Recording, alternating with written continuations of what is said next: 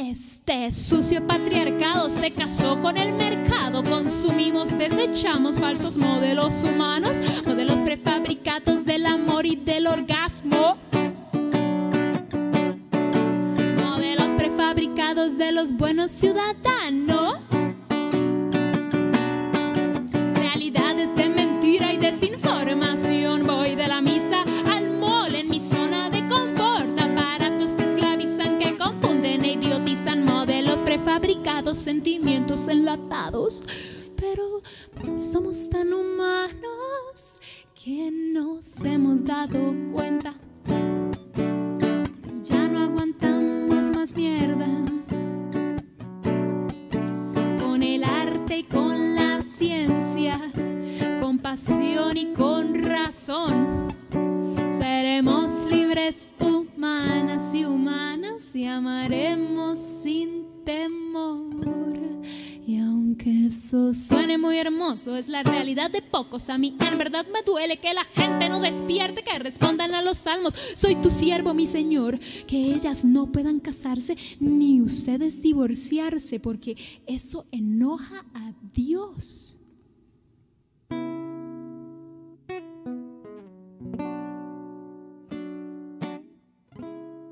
Gracias por estar una vez más con Irreverencias.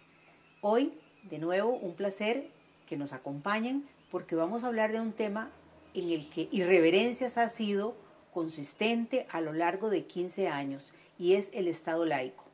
Creemos que es una deuda pendiente que nos tiene nuestro Estado, y vamos a seguir sobre este tema porque es muy relevante. Y para ello hemos invitado hoy a Alberto Rojas, quien es investigador, docente de la Universidad Nacional y de la Escuela Ecuménica de Ciencias de la Religión. Él es teólogo, es un experto en esta materia y nos va a compartir mucho, esperamos que mucho de sus conocimientos. Alberto, bienvenido, mil gracias por acompañarnos en Irreverencias, y quisiera iniciar esta conversación que nos expliques un poco cómo vos te acercás a este tema de las religiones, de los derechos humanos. ¿Cómo llegás a este tema? Bueno, Maricel, muchísimas gracias por la invitación. Es un placer estar acá. La religión vive en mí, por decirlo de alguna manera, desde los 8 días de nacido. Sí, como veía. Entonces, vengo de familias que tienen mucha fe, que evangélicas ellas, y entonces cuando yo nací, no sé por qué dijeron, este va a ser pastor, y entonces me comenzaron a preparar desde niño, pero digamos pasaron cosas en mi vida, y muy pronto a los 14 años entré a grupos ecuménicos. Pero yo venía de una iglesia muy conservadora, por decirlo de alguna manera, pero de un pronto a otro participando en grupos ecuménicos con católicos, con otro tipo de evangélicos. Entonces, y luego para ser pastor tenía que estudiar teología.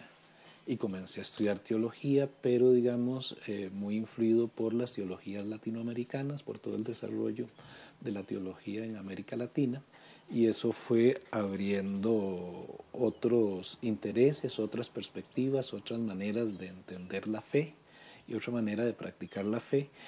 Y luego llegué a la sociología y a la sociología de la religión. Y entonces desde el 85 vengo cultivando la sociología de la religión, incluso un poco más que la teología.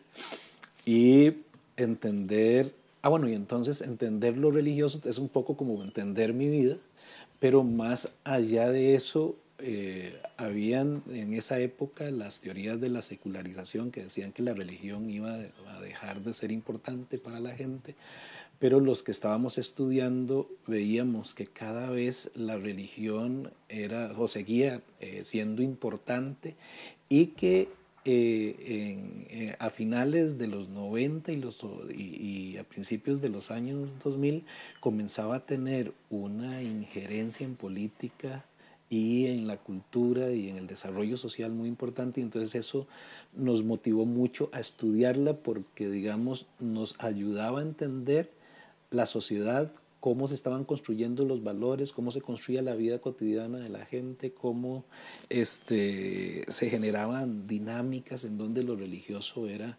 importante y no siempre con muy buenas consecuencias para la sociedad y la cultura.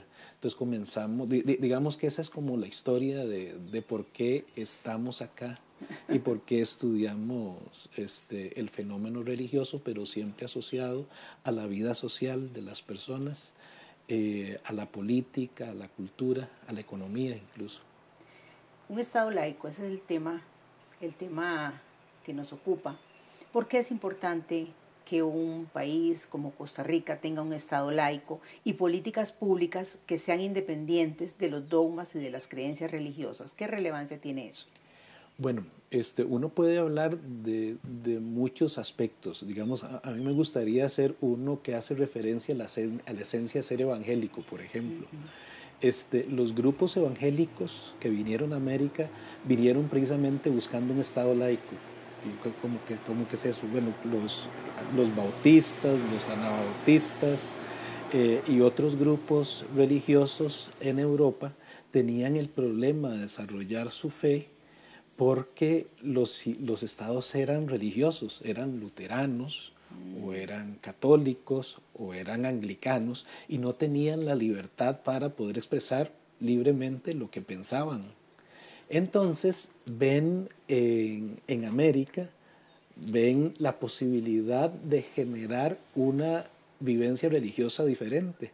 Y entonces se vienen para acá, digamos, muchos colonos y establecen como una norma cultural que después se convierte en una norma política.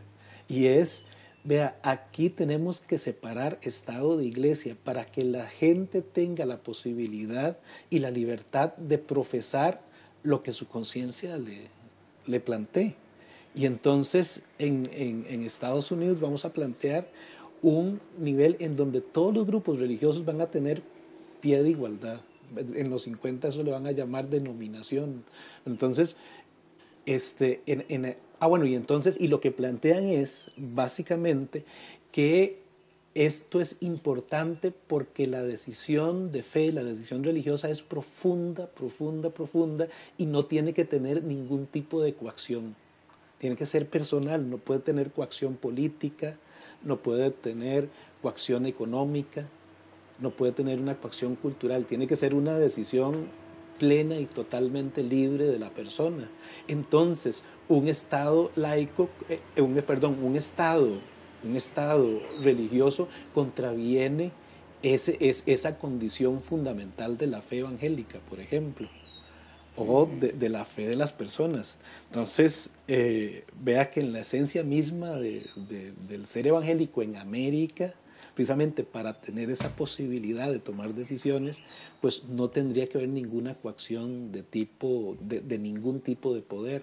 Entonces, un Estado religioso contraviene esa perspectiva. ¿Cómo evolucionó ese objetivo original que tenían esos grupos evangélicos a lo que tenemos hoy en Costa Rica? ¿Cómo está la situación de las religiones en estos momentos en Costa Rica? Sí, el lío fundamental es que se fue tergiversando, digamos, lo que se entiende por la relación entre fe y cultura. Vamos a ver. Entonces, muchos grupos, bueno, hay que hacer una retrospectiva, y es que, digamos, en Latinoamérica, la Iglesia Católica siempre ha querido o ha mantenido un proceso y una articulación con el poder del Estado, con la institucionalidad del Estado. Y entonces ha sido un elemento muy importante en la definición de las políticas públicas de Iglesia Católica en Costa Rica.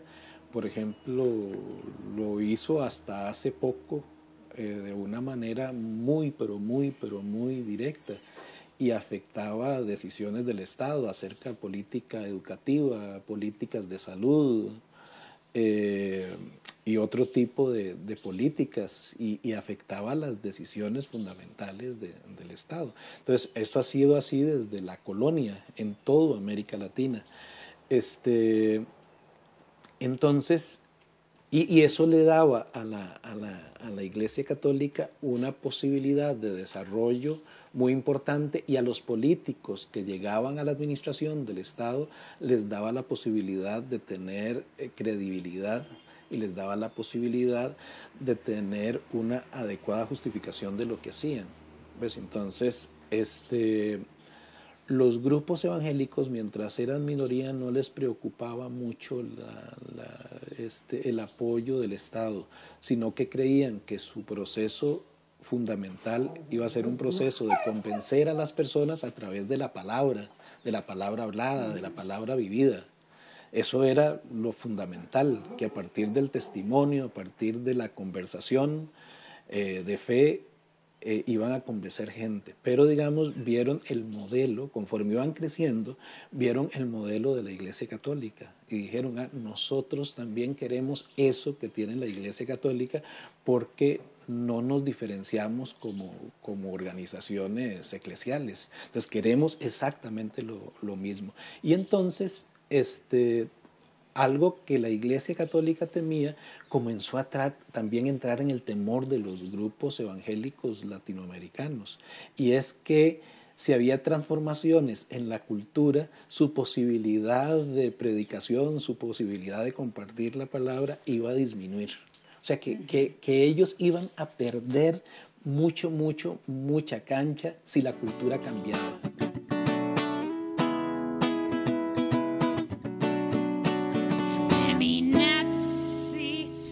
Que no saben lo que dicen, igualdad es lo que exigen, pues mentira que ya existe, pisan grande en este suelo de mañosos que nos censuran y critican si nos ven pensando un poco. Ya estamos de regreso en Irreverencias y estamos hablando de la deuda pendiente del Estado laico en Costa Rica. Alberto, quedamos en el tema de dónde entonces surge este obstáculo. Si los grupos evangélicos más bien buscaban un Estado laico, ¿quién ahora obstaculiza el Estado laico en Costa Rica? Si además la Iglesia Católica, por lo menos en su jerarquía en Roma, dice que un Estado laico es la mejor opción. Eso ha dicho el Papa, ¿verdad? Y entonces nos preguntamos, ¿quién se opone en Costa Rica a un Estado laico en realidad? Bueno, hay varios factores, digamos, que están incidiendo en esto. Uno, las iglesias evangélicas, conforme fueron creciendo, ahorita están entre el 25 y 27% de la población, comienzan a ver el desarrollo de la Iglesia Católica y dicen, nosotros queremos tener el mismo poder, o si no, por lo menos los mismos beneficios que tiene la Iglesia Católica del Estado. Entonces, digamos que tienen un modelo y entonces quieren seguir ese modelo para obtener beneficios del Estado, para desarrollar su causa religiosa. Entonces, ese es uno. La otra cosa es que los grupos religiosos ven que hay cambios en la sociedad. Nosotros acabamos en la Escuela Ecuménica de hacer una encuesta, y en la encuesta lo que nos encontramos es que sí, que la sociedad costarricense está cambiando muy rápidamente. ¿Qué encontraron en ese sentido? Por ejemplo, por decirte algo en donde uno se lleva sorpresas bastante grandes. ¿Sí?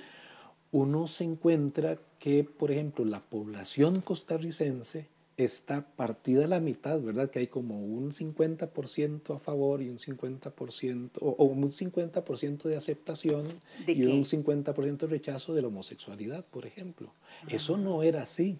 Digamos que la homosexualidad ha sido cada vez más aceptada en medio de la población. Por ejemplo, o con el Estado laico. Ahorita la población apoya un 53% al Estado laico. Más del 50%. Más del 50%. Qué gran oportunidad. Y esto no era así. También la gente se ha manifestado, digamos, en la encuesta, en contra de que el Estado financie a los grupos religiosos en una proporción grande. Esto por decir algunos cambios. Y vos lo sabés porque venís constantemente desde hace 15 años trabajando y estos datos sorprenden. Por supuesto, ha habido un gran cambio. Sí, Las sorprenden. personas ahora saben que el Estado confesional tiene un precio. Lo tuvimos en un programa recientemente en Irreverencias. Es el precio del Estado confesional, no es gratis, es muy caro para el Estado. Todos lo pagamos, todos lo financiamos. Claro, y entonces las iglesias temen que si el Estado es laico, pierdan estos beneficios, pero creen que el Estado tiene una influencia en la cultura y entonces que hay aspectos que ellos consideran valorativamente positivos e importantes que se pueden perder si el Estado es laico. Es decir, entonces no va a haber nada que contenga estos cambios en la sociedad. Eso es lo que temen perder. Sí. La parte económica, por un lado. Y no, y solamente, también, no solamente la parte económica, sino todos los beneficios que le puede dar el Estado, digamos, en recursos económicos, pero también en apoyo a determinado tipo de disposiciones que le permita a las iglesias crecer y desarrollarse corporativamente. ¿Ves? Entonces es lo económico, pero digamos, es también lo cultural. O sea, el apoyo del Estado a una iglesia sienten que es algo fundamental y que les podría ayudar a crecer mucho. ¿Ves? Y luego la otra cuestión que temen es precisamente que hayan cambios fundamentales en la sociedad, de tipo en los valores, en las relaciones entre las personas. Pero entonces ellos creen que el Estado es el ente determinante en la cultura y no es así. Nunca te voy a atacar, lo que yo quiero es hablar. Escuchar y expresar, podernos comunicar. Escuchar y expresar, organizar para actuar. De ley, ¿verdad? Que Sí. propone un Estado laico. Eso es bien. ¿Quién lo propone? Bueno, lo está proponiendo la diputada del Partido Social Cristiano, María Vita Monge. Y ahorita, digamos, la propuesta está en el expediente 21.380 y está en un proceso de discusión entre bancadas. Digamos que ahorita doña María está en el proceso de negociación para crear el ambiente político legislativo para que se vote afirmativamente. Bueno, no sabemos si se va a votar afirmativamente o no, porque precisamente está en ese proceso de cabildeo, negociaciones, conversaciones. Y lo que propone este proyecto es hacer un cambio en el artículo 75, en donde ahí se reconoce la pluralidad religiosa y que el Estado no tiene religión, o sea que se reconoce que Costa Rica es religiosamente plural, que hay diversidad de religiones y que el Estado no hace opción por ninguna de ellas. Y luego en el 194, que es el que tiene que ver con el juramento, entonces a diferencia de otros proyectos anteriores de Estado laico, lo que propone es que se mantenga juro por Dios y entonces ahí meten o por mis creencias más profundas, ¿ves? Entonces meten otra opción, pero digamos que doña María dice, bueno, no vamos a quitar a Dios de la Constitución, sino para tramitar esto políticamente. ¿Es ella una persona religiosa? ¿La conoce usted? ¿Sabe Sí, cuál es doña María es de la Iglesia Luz del Mundo. ¿Así? Sí, es una persona que tiene una práctica. Un grupo, ¿verdad? Evangélico. Bueno, porque la luz. No todos los evangélicos entonces están en la misma sintonía. Exactamente, es un grupo que desde su nacimiento tiene una relación, vamos a ver, con el Estado laico. O sea, incluso nace en medio de la guerra cristera. La guerra cristera es una guerra que es una guerra donde mueren más de 120.000 personas, entre 120.000 y 250.000, no se tiene un registro claro, pero sí mueren muchos soldados y mucha gente que se mete al ejército cristero. ¿A dónde es esto? Eso pasó en México en la década de los años 20 porque un presidente de apellido Calles era anticlerical como él solo, y entonces establece una serie de leyes bien radicales contra la manifestación pública de la fe católica. Y entonces dice que los curas católicos no pueden andar con su sotana en la calle, solo dentro de la iglesia, y que no se permiten actividades religiosas públicas como una procesión o una romería. Entonces, o sea, si uno quisiera hacer un Corpus Christi, solo lo puede hacer dentro del templo. O sea, nada religioso se podía hacer fuera de la iglesia. Y eso en 1920. Sí, en la década de los 20, 1926 en adelante. Entonces, desde la religiosidad popular, en donde las fiestas religiosas eran muy importantes dentro de la reproducción cultural de la gente, se levantan y llega a tal extremo el conflicto que se levantan en armas. Y hay una guerra contra el ejército mexicano en varios estados mexicanos. Entonces, en medio de esa guerra cristera, precisamente para tratar de que esas leyes se vengan abajo, surge un grupo nuevo, que precisamente su grupo meta, al grupo que le llama, al que le predica, es al grupo social que está conformando el ejército de la guerra cristera. O sea que hay y el principal pastor, que luego es obispo, el primer Joaquín, ¿cómo se llama? Es un soldado del ejército mexicano, que fue soldado en la Revolución Mexicana. Entonces, un ex soldado llega y organiza una iglesia, y cuando uno ve sus manifestaciones son así muy regias, muy militares. Entonces organiza una iglesia precisamente que va a buscar gente que es la que compone, o digamos, la fuente principal del ejército cristero. Y comienza a establecer toda una celebración de fe.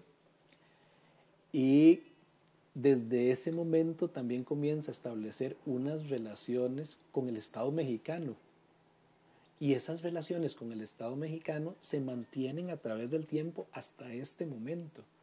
Y entonces este grupo aprende que el Estado mexicano es un Estado laico, digamos, por autonomacia en Latinoamérica, el Estado más laico, por decirlo así, del Estado mexicano, con toda una tradición bastante fuerte a través de los años. Pues esta iglesia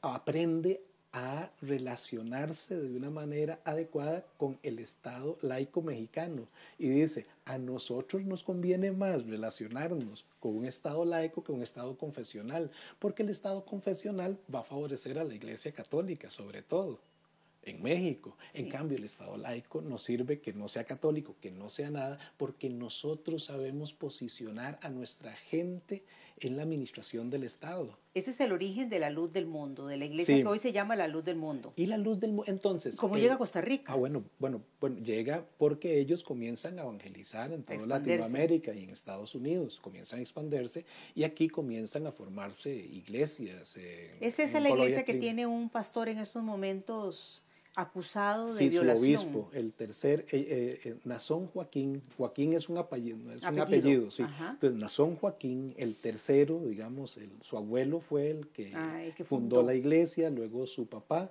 y ahora Nazón Joaquín hereda, digamos, el obispado. Entonces, ese Nazón Joaquín, una de las cosas que hace, consigue financiamiento, y durante 5 años promueve el Estado laico en México. Y entonces él tiene toda una expansión en Latinoamérica. Entonces, Nazón Joaquín, además de su propuesta religiosa, comienza a desarrollar su propuesta política, y viaja por Latinoamérica y comienza a negociar con grupos religiosos, con grupos políticos.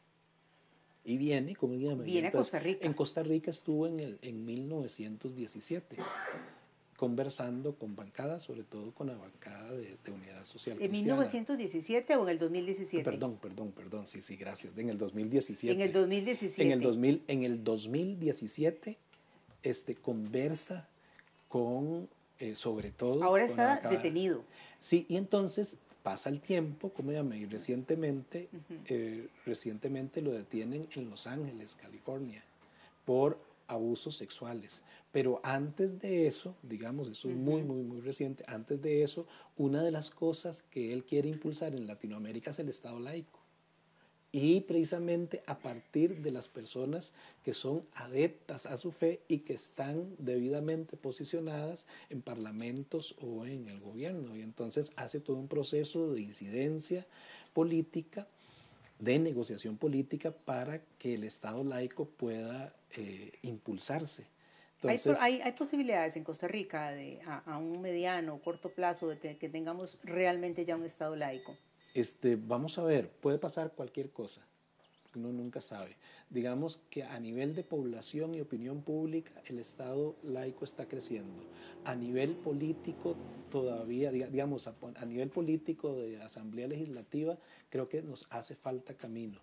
Digamos que lo que puede pasar es, digamos, datos como estos. Iglesia Católica, 52%.